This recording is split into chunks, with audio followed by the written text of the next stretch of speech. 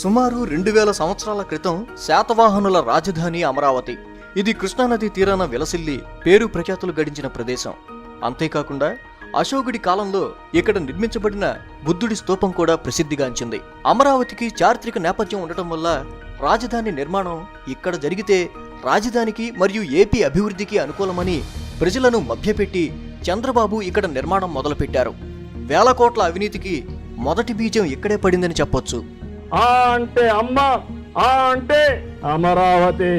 అమరావతి నగరం ఒక గ్రీన్ సిటీగా ఉంటుంది, బ్లూ సిటీగా ఉంటుంది, ఒక ఆహ్లాదకరమైన సిటీగా తయారు చేస్తామని మీ అందరికి విజ్ఞప్తి చేస్తున్నా.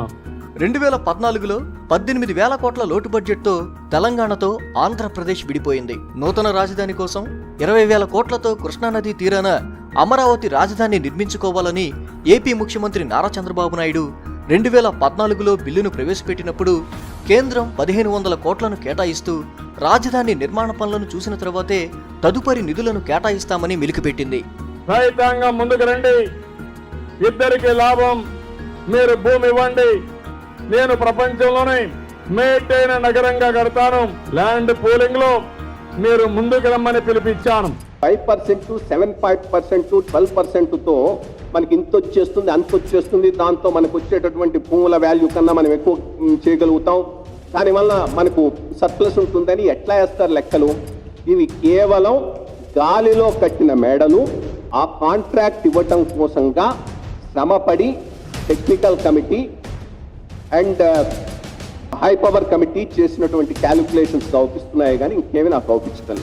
డిసెంబర్ 21, 2014 మున్సిపల్ మరియు అర్బన్ మినిస్టర్ పి నారాయణ 91 పేజీల వివరాలతో ఏపీ సిఆర్డీఏ ద్వారా భూ సమీకరణ చట్టాన్ని ప్రవేశపెట్టడం జరిగింది. సంవత్సరానికి 3 పంటలు పండే భూమిని ఎవరంటే అన్నం తింటే జాతకాన్ని కూడా పాడు చేసుకున్న భూమి. ఆడు పొలం ఏమన్నా ఉంటే ఏమన్నా ఇస్తాడేమో. నారాయణ గడిస్తాడా? పచ్చిపాటు పుల్లారావు గడిస్తాడా ఆడు పొలాలు?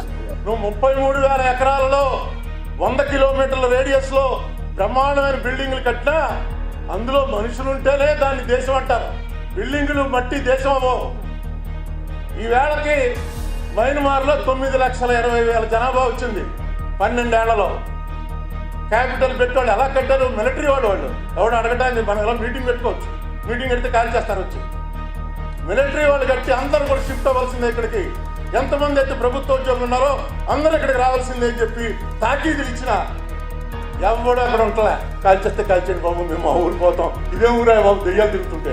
భూ సమీకరణ చట్టం ద్వారా 33,000 ఎకరాల భూముల్ని అమరావతి నగర నిర్మాణం కోసం టీడీపీ ప్రభుత్వం సేకరించింది. అమెరికా సంయుక్త రాష్ట్రాలకు అప్పటికే న్యూయార్క్ ఒక మహానగరం, మెట్రోపాలిస్. దానిని వాళ్ళు రాజధానిగా చేసుకొని ఉండొచ్చు, చేయలేదు. చాలా దూరంగా ఉన్న చిన్న ప్రదేశం వాషింగ్టన్ డీసీలో వాళ్ళ దేశ రాజధానిని ఏర్పాటు చేసుకున్నారు. ఆ వాషింగ్టన్ డీసీ రాజధానిగా 1790లో మొదలు పెడితే ఒక ఆకృతి దాల్చడానికి 100 సంవత్సరాలు పట్టింది. సో ఏదో మహానగరం ఇవాళ మొదలెట్టేస్తాం 5 ఏళ్లలో అయిపోతుందంటే అయ్యే పని కాదు. 22 అక్టోబర్ 2017 బిల్లును ప్రవేశపెట్టిన 2 సంవత్సరాల తరువాత ప్రధానమంత్రి నరేంద్ర మోడీ చేత రాజధాని ప్రారంభోత్సవ వేడుకలు అట్టహాసంగా జరిపించి రాజధాని నిర్మాణం మొదలైందని టీడీపీ ప్రభుత్వం నమ్మబలికింది. విజన్ 2022 తయారు చేసుకున్నాం. ఈజ్ ఆఫ్ డూయింగ్ బిజినెస్ లో ఈరోజు 2వ ప్లేస్కి వచ్చాం. 2050కి ప్రపంచంలోనే అత్యున్నతమైనటువంటి ఇన్వెస్ట్మెంట్ డెస్టినేషన్ కావాలని మనం ఒక విజన్ తయారు చేసుకున్నాం. 15 డిసెంబర్ 2017 అమరావతి నగర డిజైన్ ప్లాన్ను తెలుగుదేశం ప్రభుత్వం మీడియా ముందుకు తీసుకొచ్చింది. ఈ ప్లాన్లో హైకోర్టుతో పాటు ఇడ్లీ పాత్రను పోలిన అసెంబ్లీ భవన ఫోటోలు కనిపించాయి. ఇవి సోషల్ మీడియాలో ప్రచారమై తీవ్ర విమర్శలకు గురయ్యాయి.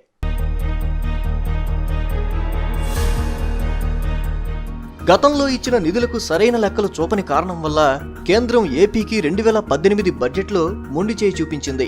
ఈ రోజు ఇంకా మనకు రావాల్సిన 2,500 కోట్ల రూపాయలు మనకు కూడా రావాలి. మనం ఖర్చు పెడుతున్నాం. ఆర్థిక ఇబ్బందులను పెట్టి మనం ముందుకు పోతున్నాం. We have already given 2,500 crores as support for the state capital. A further amount of 1,050 has been given for backward area grants. The state government has spent only 8% of the 1,000 crore released by the MOHUA. When the state government has not utilized the funds given so far, how can it expect the central government to release any further funds for this purpose అని మళ్ళీ అడిగారు. ఇచ్చిన 1050 కోట్లనే మీరు ఖర్చు పెట్టలేదు. పెట్టిన వాటి గురించి ఒక్క లెక్క చెప్పటానికి మీరు ఇంత కంగారు పడుతున్నారు, భయపడుతున్నారు, బెంబేలెత్తుతున్నారు.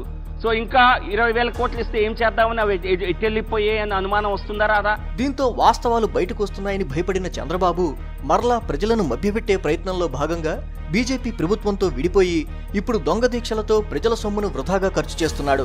ఈ దీక్ష వల్ల ప్రజలకు ఎక్కడైనా ట్రాఫిక్ అంతరాయం కలిగినా, అసౌకర్యం కలిగినా మేము చర్యలు తీసుకోవాల్సి ఉంటుంది అని పోలీసులు ఎవరికైనా నోటీసులు ఇచ్చారా? అంటే ప్రజలు పోరాడితేనేమో ప్రజలకు అసౌకర్యం కలుగుతుందన్న కారణాన మీ ప్రభుత్వ యంత్రాంగం నోటీసులు ఇస్తుంది. ప్రభుత్వమే పోరాడితే మాత్రం అది న్యాయము, ధర్మం. అంటే నా నాయకత్వంలో మీరంతా పోరాడాలి తప్ప మీరు వేరుగా పోరాడడం ఏంది అనేది రాజనీతి అవుతుందా?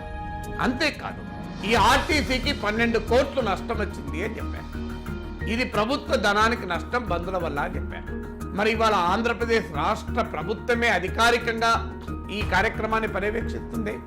మీరు అధికారులే ఏర్పాట్లు పర్యవేక్షిస్తున్నారే, మరి దీనికి ఎంత ఖర్చు అవుతుంది? దీనికి ప్రచారానికి ఎంత ఖర్చు అవుతుంది? ఈ ఖర్చు రాష్ట్ర ప్రభుత్వం బిల్లు పెడుతుందా, ఇంకెవరైనా పెడుతున్నారా?